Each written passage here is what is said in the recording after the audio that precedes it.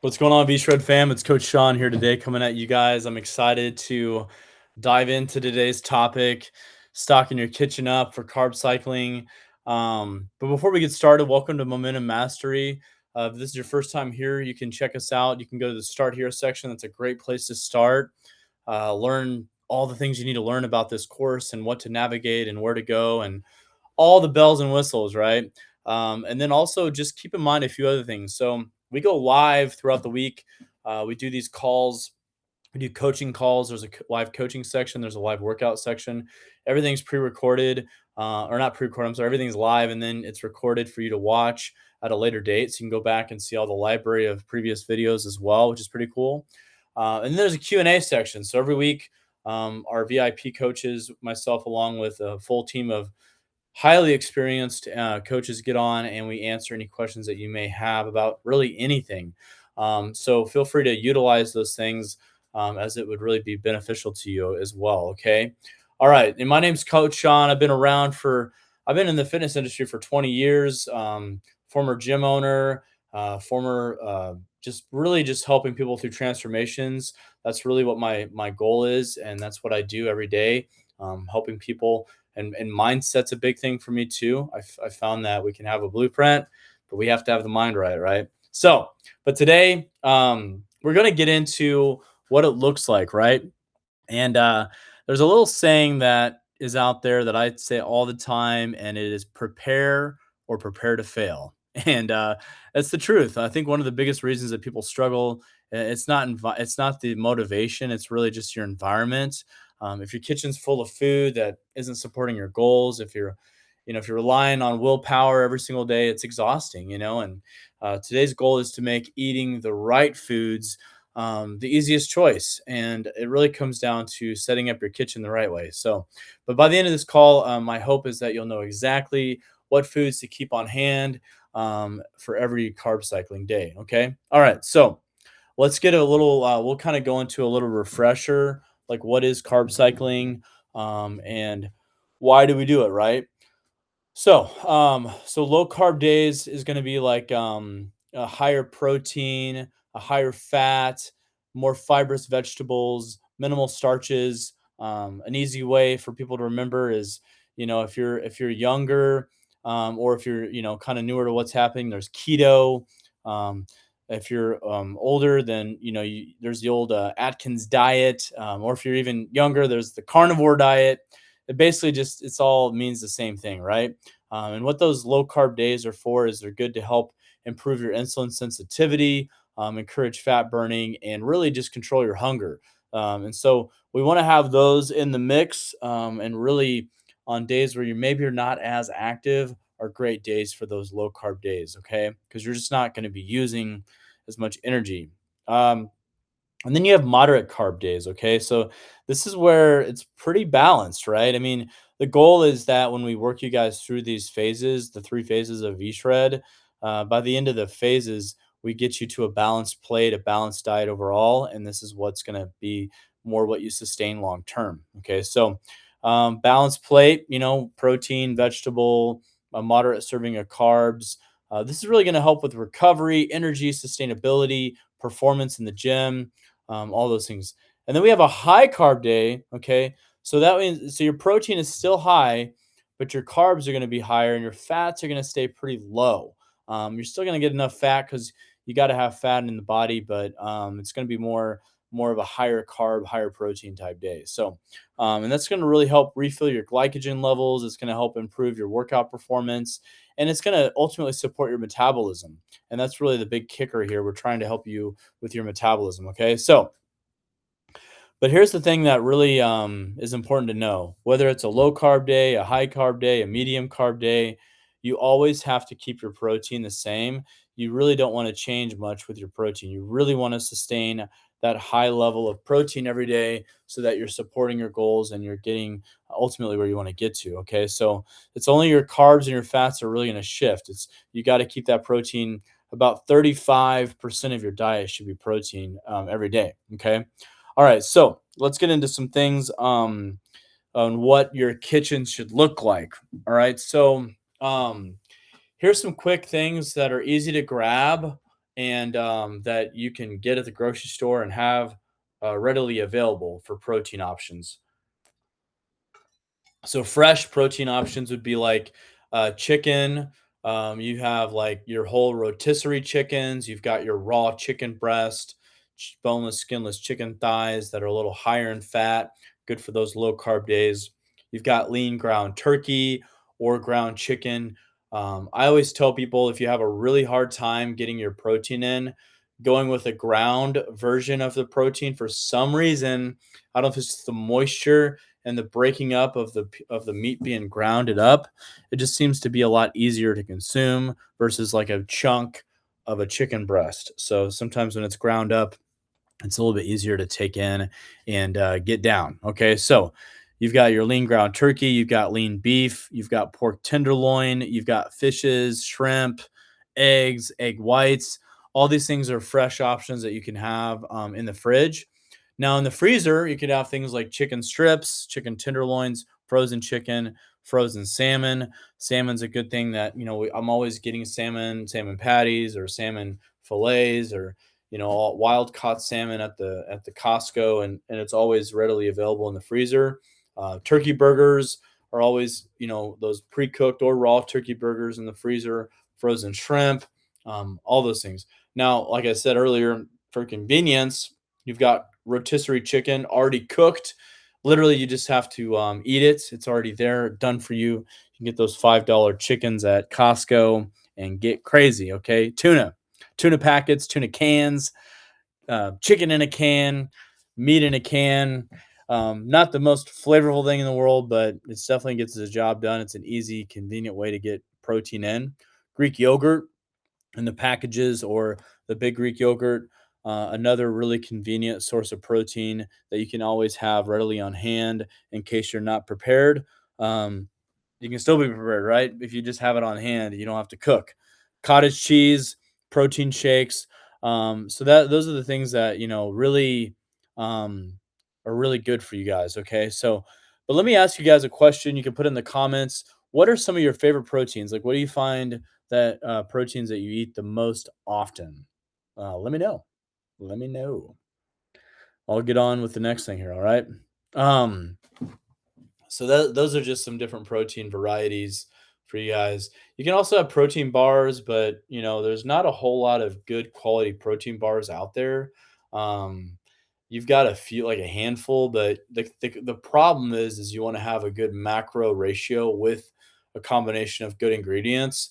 And it's like you usually get one or the other. You usually get really good solid ingredients like the RX bars that are like made from dates and whole foods only, but then the macros just aren't quite the amount of protein that you probably really should need. Or you get these like protein bars loaded with 30, 40 grams of protein, but it might as well just be a Snickers bar with whey protein on it. So it's kind of hard to find those. So I really would, worst case scenario, have those on hand too. But nowadays, I feel like there's so much convenient protein options to have. You really shouldn't have any problems. Okay. All right. So we're going to talk about carb sources. And this is where it gets a little tricky, right? Because you got quality here. You got to think about quality of carb. But here's some great carb choices for breakfast. Some good carb choices is oatmeal, cream of rice. I've done a lot of cream of rice in the past. It seems to really digest really quickly. And the name of the game is you want to have a carb that digests pretty easily in the system. It's not going to mess you up any all. Whole grain toast can even be a pretty good option. Lunch options might be, or fruit. Fruit's a great option for anytime. Um, Lunch options are like rice, sweet potatoes, regular potatoes, brown rice, white rice, quinoa, couscous, whole wheat pastas. Those are all good for lunches and dinners for carbohydrate sources. And then, of course, you have your fruits. I mean, you got bananas and apples and berries. Berries are more of a higher fiber type of fruit. You've got pineapple, grapes, oranges, frozen fruits, perfectly fine. Oftentimes, I'll take fresh fruit once it starts to get pretty ripe, and I'll throw it in the freezer, and that makes for a really good smoothie. In fact, I don't even use ice for my smoothies. I use the frozen fruit, and it just has a lot better, smoother consistency than like putting ice in there. They just cut it's kind of slushy and chunky and watery. So I like to do that. But carbs aren't bad. It's this carb cycling. It's really just it's all about the timing of the carbohydrates, right? It's just really it just needs to be adjusted depending on the day of the carb cycle that you're on. Okay. All right. So let's get into healthy fats. Okay. Some healthy fat examples are things like avocados, which are really hard to keep fresh. Those like ripe up fast and go bad fast. So you really got to be mindful of your avocados. Like on a low carb day, avocados a good fiber source, and it's hard to get fiber in on those low carb days. So eat a whole avocado, like make it work within your caloric needs, because it's really hard to like wait 4 days until your low carb day again, and then eat the rest of that avocado without it going pretty brown. Okay. Or you could also just get those avocado packs that they have at Costco. I love those things. They're just individual packs of like whole avocados chopped, mushed up into a mash, like an avocado mash. Those are awesome. An easy way to get those that avocado without the fresh avocado going bad on you. Almonds, nuts, walnuts, any kind of nuts are good for fats. Natural peanut butter, almond butter, all the different types of nut butters are good. You got to be careful with peanut butter. Make sure that you're using a scale and measuring your portions out. And really, just with fats in general, the thing about it is so, like, 1 gram of protein and 1 gram of carbohydrate is 4 calories, but 1 gram of fat is 9 calories. So fat adds up way faster calorically than carbs or protein does. So you really got to be mindful of what you're going to be doing. So you got to definitely measure out your fats, okay? Because those can get real out of hand real quick. Some other healthy fats: olive oil, cheese, again, portion control, seeds. Seeds are great. Chia seeds are like one of those beautiful things that gives you fiber and fat. So like avocados and chia seeds are like both a really good source of fat and a really good source of fiber. I love doing chia seeds in my shakes. It just allows for these low carb days, to get your 25, 30 grams of fiber that you might need for that day. Healthy fats are especially useful on those low carb days because they help keep you satisfied with the protein. So, like, if you have a low carb day and your fat's low and you're just eating lean protein, you're gonna feel really famished. Like, it's gonna be like a struggle to get through that day. I promise you. I promise you. I've been there. All right, so that's kind of the three main categories, and then we get into roughage. We got vegetables.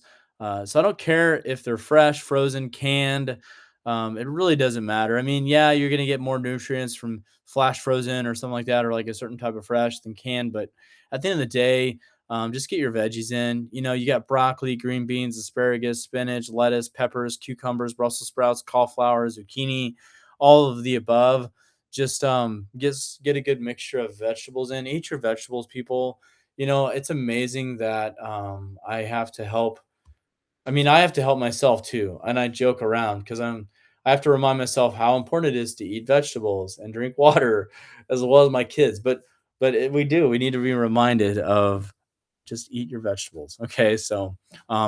Frozen vegetables are pretty underrated. I love frozen vegetables because they're flash frozen at the fresh part. They're pretty inexpensive and they're always ready. So that's what we've kind of rely on mostly in my house is frozen vegetables. We either get the blends and the packages and all that kind of stuff, but it just reduces a lot of food waste. We used to waste so much food on fresh vegetables. We'd just be throwing those bad boys away every week. But when you have those frozen vegetables in the fridge, it just makes it for a really easy way to get vegetables in, and you don't have to keep throwing them away. Okay. Um, but some other ideas for the kitchen is, when life gets busy, you can have sort of these like emergency meals, and so I'll kind of get into this a little bit here. Um, so protein shakes a good emergency meal. I do that a lot. If I'm in a hurry, if I'm on the go, if I don't have time, these protein shakes can be really beneficial. Greek yogurt is another one that really is simple and easy and quick go to. Cottage cheese is another option. Microwave rice, so like 90-second rice. I lean on that a lot. If I don't have 15, 20 minutes to cook rice, having those 90-second rice packs are huge. Frozen vegetables, again, you can just pop them in the microwave, throw them in a skillet, throw them in an air fryer, and you got yourself some vegetables pretty quickly. Rotisserie chicken, already cooked, already done. Tuna packets, frozen grilled chicken. So you just thaw it out and you eat it. It's already cooked. Low carb tortillas. I love doing low carb tortillas, like the high fiber tortillas. Those are such a great way, especially if I'm on the go, like just putting some like tuna or chicken on a low carb wrap and eating it. You don't have to have a microwave. You don't have to do anything. You just bring it out of the cooler and eat it. I feel like the name of the game is convenience, and it just really helps with sustainability and consistency over perfection. So that's a big fan. I am a big fan of that. So um, I'm just it's one of those things where you have to really think of what do you have right now in your kitchen, what do you not have, and plan ahead of time. Be smart. Nowadays, man, groceries are so expensive. We just have to be really smart about prioritizing our meals and how we structure our days. Um, you know, the more boring you can be, the better. So, the more that you can eat the same stuff is the better. The better on the budget, the better on decision making, the better on consistency, the better that your body's actually gonna like it more. Like you're gonna get results a lot faster the more that you can just repeat stuff and be consistent, as much as you can be. I eat a lot of the same. Like my breakfast and lunch is almost identical every day. My dinners switch up, but even on a week to week basis, every Tuesday it's usually 93.7 ground beef with taco seasoning and low carb wraps and vegetable peppers and some cheese, and I just measure it out, and that's usually Taco Tuesday, every Tuesday. Every Monday is salmon with asparagus or salmon with rice, wild rice and vegetables, and sriracha and some kind of teriyaki blend or something like sauce on it. Every Monday. Um, Wednesday is usually pork tenderloin with with a sweet potato and roasted vegetables. Either I take it all and put it on a sheet pan and cook it and eat it. Thursday is a high protein pasta with chicken. I like Alfredo, but it's usually the same thing every Thursday. Friday is pizza, so we either just buy the cauliflower pizza already done at Costco, or we make a pizza, or we just order out and have a cheat meal, right? But usually every Friday is pizza. Saturdays burgers, we go back to that 93.7 hamburger, lower fat cheese, buns.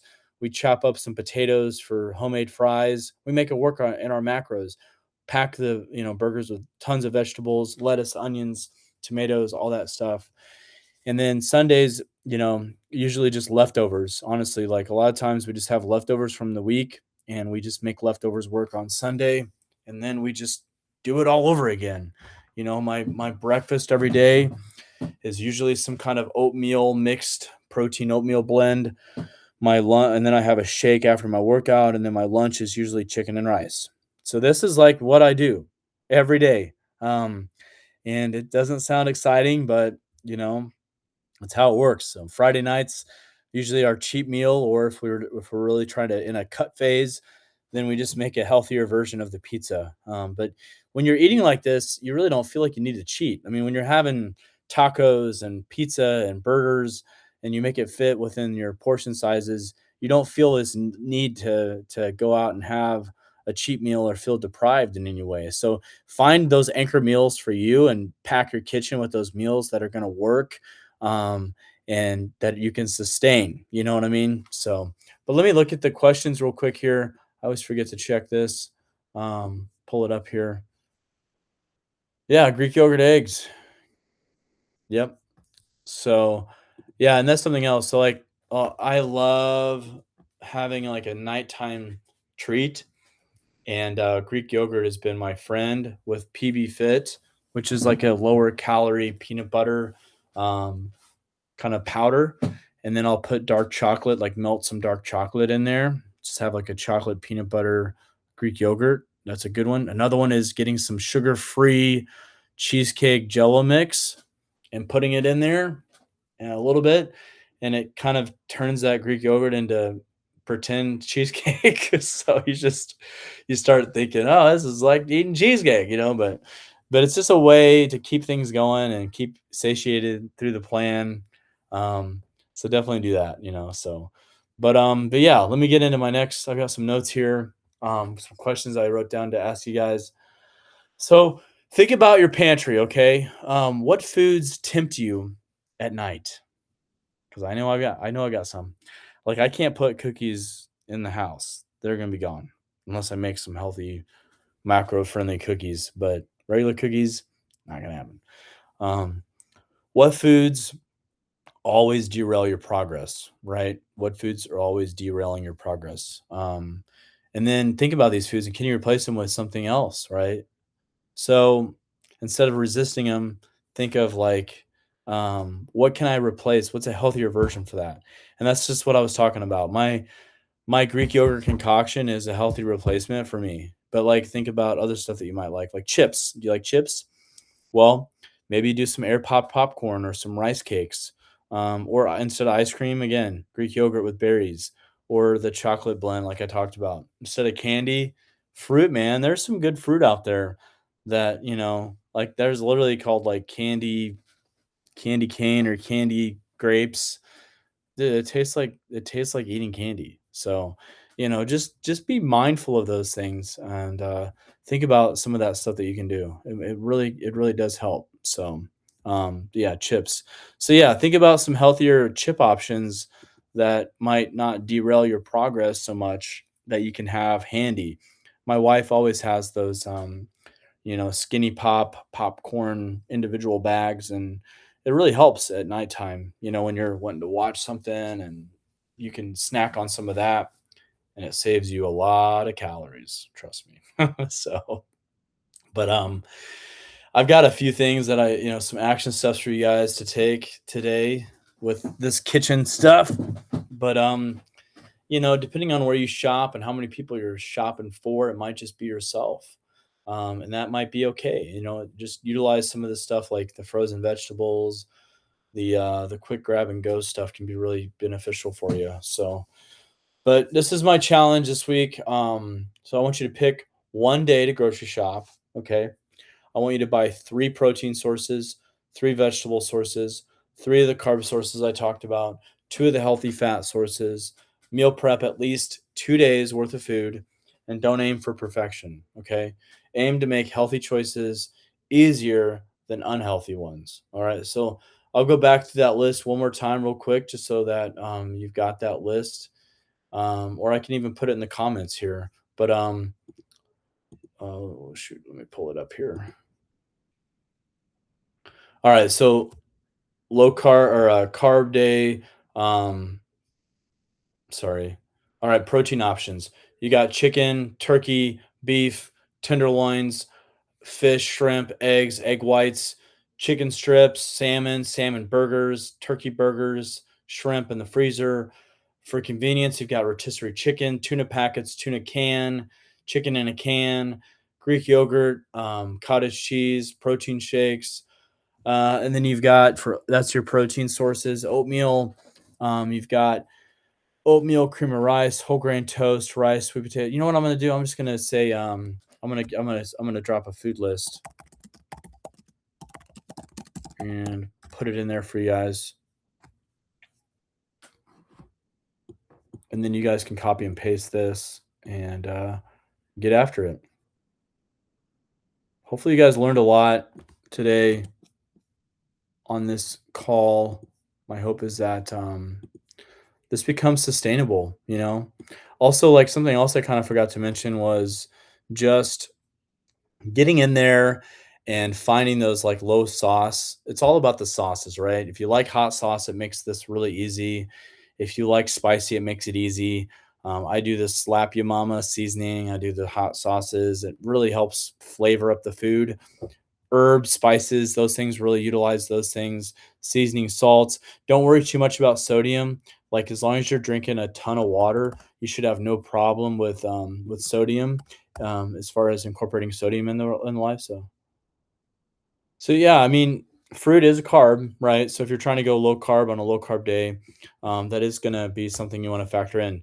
I always try to get the fiber in though, so that's why I do the avocados, chia seeds. If I am going to do fruit on a low carb day, I go with berries. Berries are really good on fiber; they're not as high in carbs. I'm definitely not going to eat like a banana on a low carb day, but um, but yeah, fruit's a great snack. It's a great source. I mean, I always joke around and say nobody's ever gotten overweight from eating fruit, right? But at the same time, if you are trying to carb cycle, try to avoid a lot of the fruits on those low carb days. Um, but yeah, let me send this to you guys. This is just some notes I had. I'll put in the chat here on the list. So there it is. Boom for you guys. Um, but yeah, it's interesting. This whole process can be very interesting. But yeah, like I said, in the comments as well, if you go all the way back to the beginning, is a link for a metabolism quiz and kind of to talk to one of us about what VIP coaching looks like with VShred.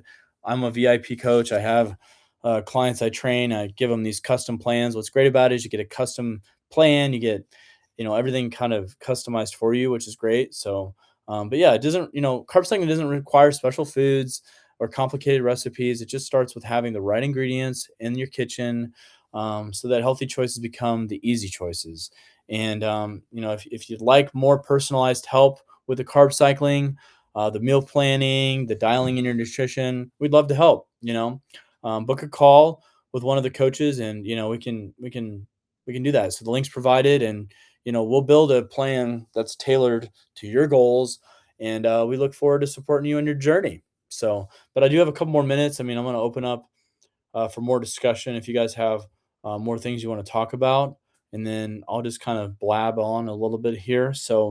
But I did write down some coaching tips too. Um, so here's some questions that you can kind of ask or answer. I'm sorry. So like, who do you meal prep already? What's the hardest meal for you to stay on track with? What are some healthy foods that you might always forget to buy?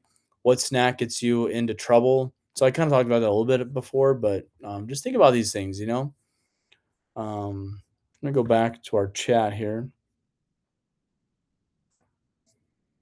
But overall, I mean, it's just putting these things into place so that you're successful every day doing these carb cycling. And like I said, if you want to work with us, hit me up, hit up the link, and we'd love to help you out.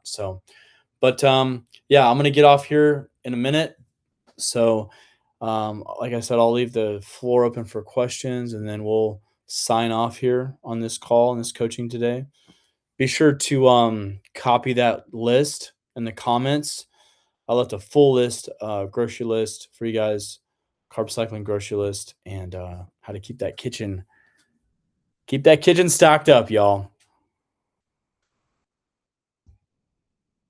Pasta. I love pasta.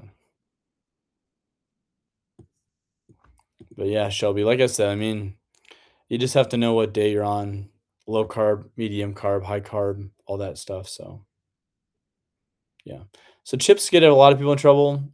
Buy the prepackaged chips, buy the low calorie chips, buy the ones that are in the smaller packs. That really helps a lot. Skinny pop, things like that. Chips that are lower calorie, finding alternative, just find those things like that. Don't open up a giant bag of chips and start munching away. It's gonna get you in trouble. Also eat protein first before the chip, and then you'll find yourself not feeling like you're craving the chip. So all right, you guys. Well, it's been real. Coach Sean coming at you guys, and we'll catch you next time. Be sure to ask any questions in the Q&A section following up this, and we will see you later.